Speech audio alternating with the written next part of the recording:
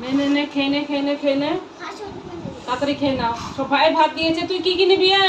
শোনা, কি কি নিবি? খেতে বসে গেছি দুপুরবেলা।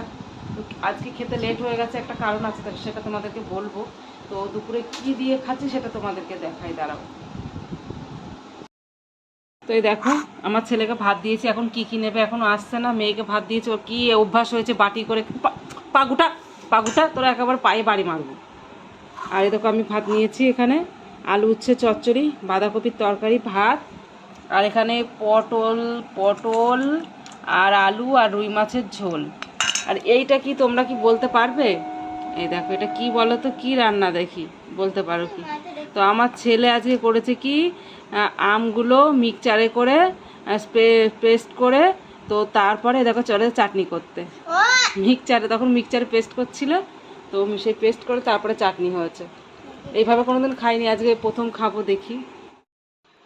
Hello guys, good afternoon. সবাই কেমন আছো? আশা করি অনেক ভালো আছো। তো আমিও মোটামুটি ভালো আছি। আর আজকে একটা খুশির খবর আছে, সেটা তোমাদেরকে বলবো। তো এই দেখো, কালকে ঝড় হয়েছে, মানে শুধুই ঝড়, একবার সামান্য একটু বৃষ্টি ফোঁটা ঝাপট দিল, ব্যাস হয়ে গেল, আর বৃষ্টি হয়নি।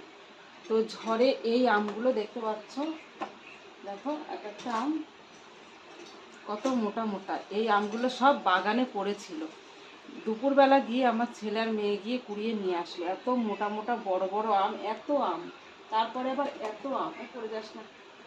তারপরে আবার দেখো এত আম। তো আমার ছেলে বলছে এখনো পড়ে আছে, আমি কুড়িয়ে আনতে পারিনি, মানে এতগুলো ভারী আনতে পারিনি, আর জায়গাও নিয়ে যায়নি সেরকম। এবার এই আম কি হবে?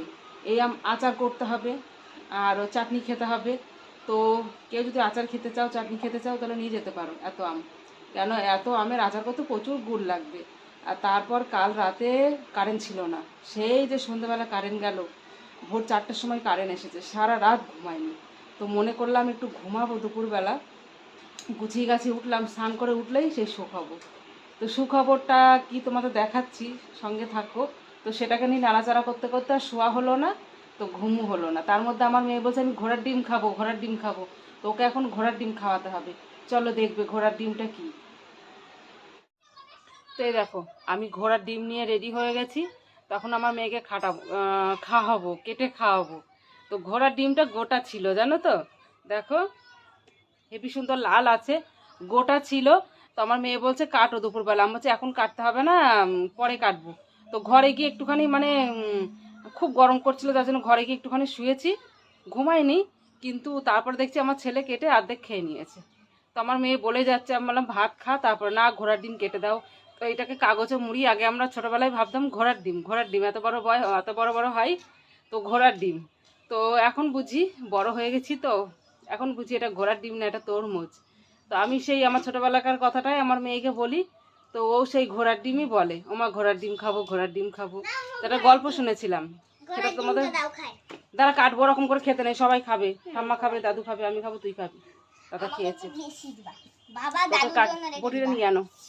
তো দেখো ঘোড়ার ডিমটা কেটে দিয়েছি আমার মেয়েকে। আমার মেয়ে আবার এইরকম করে কেটে দিলে বেশি পছন্দ করে, বলে এইরকম করে কেটে দিবা তাহলে আমি খাবো, মানে ভালো লাগে ধরতে, আর মুখে টুকো বেশ লাগে না। তো আমার মেয়েকে এইভাবে করে ঘোড়ার ডিম কেটে দিতে হয়, তারপর খেতে খাই, ওইটাই ভালোবাসে ওই রকম। তো কী সুন্দর লাল টকটক টকটক করছে দেখো, নাও। খুব খুশি আমার মেয়ে ঘোড়ার ডিম পেয়ে। তো তোমরা খাবে নাকি বন্ধুরা? চলে আসো, খেতে হলে চলে আসতে হবে। তো তোমরা ওদিকে আছো, কি করে খাবে, আমি খাই, তোমরা দেখো। হুম